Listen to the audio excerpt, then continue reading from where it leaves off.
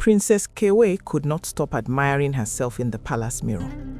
At 17, she was already the talk of Uzobo. Skin like polished ivory, eyes sparkling like stars, and her hair flowing like the night sky. Everyone said she was the fairest in the land, and Kewe, she knew it. Uzobo village itself was legendary. It's a home to fearless soldiers. Travelers from far-off towns whispered about their bravery. But pride, Kewe thought, made them look ordinary compared to her.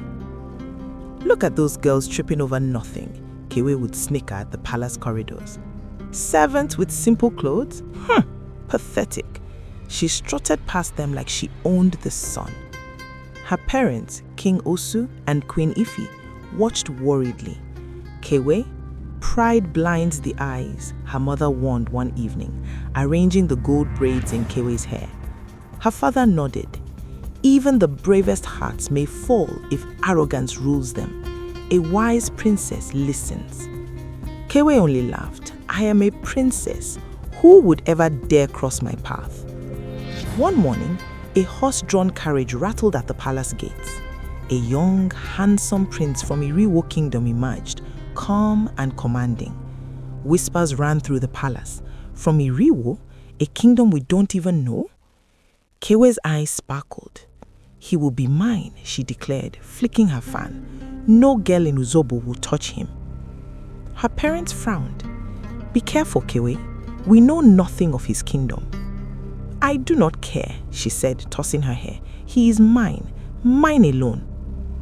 The prince was polite but reserved. Kewe flaunted her beauty, warned every girl in the palace to stay away, and began planning a grand wedding. Do not come near him, she commanded the maids, waving her jeweled hand. He is mine. Villagers whispered in the market, uneasy, but Kewe ignored them. They just don't understand greatness, she thought. The palace was alive with colors, silks, gold, drums, and dancing. Kewe floated down the aisle, jewels catching the sun. The prince stood calm, polite, and Kewe felt unstoppable. Music rolled, feasts were laid, and villagers celebrated. Yes, I have conquered, she thought. The next morning, the prince bowed to her parents. King Osu, Queen Ifi, now that Kewe is my bride, we invite only her to Iriwo for her honor celebration. Her mother frowned. Are you sure you don't want us to come along? The prince smiled reassuringly.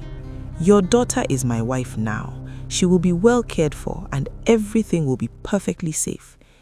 Kewe's heart leapt. Finally, I will see the kingdom I am meant to rule beside him. The next day, Kewe rode with the prince and his attendants. Dense forest whispered secrets. Rivers shimmered with strange flickering lights, and shadows twisted in ways that made her uneasy. Superstition, Kewe scoffed, lifting her chin. I am a princess, married to the strongest and most handsome prince. Nothing can touch me. But as the towers of Iriwo rose into view, a chill ran down her spine.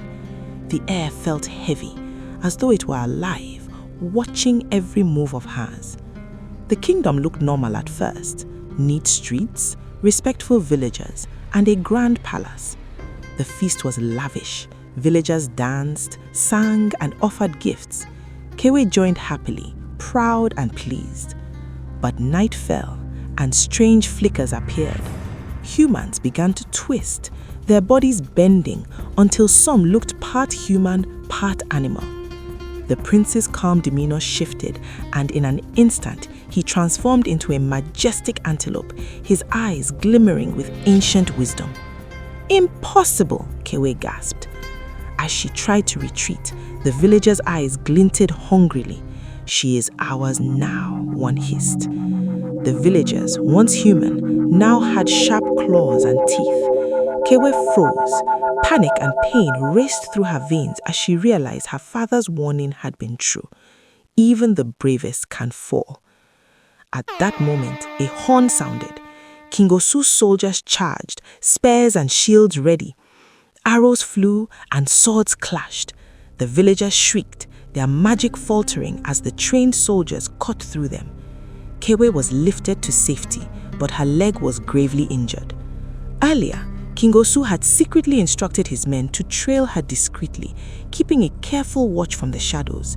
They were ready to strike the moment they saw danger unfold.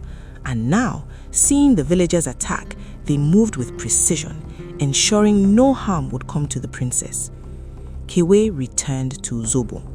Her leg healed, though she never walked the same again. She wept over her pride and recklessness. Her tale spread across kingdoms.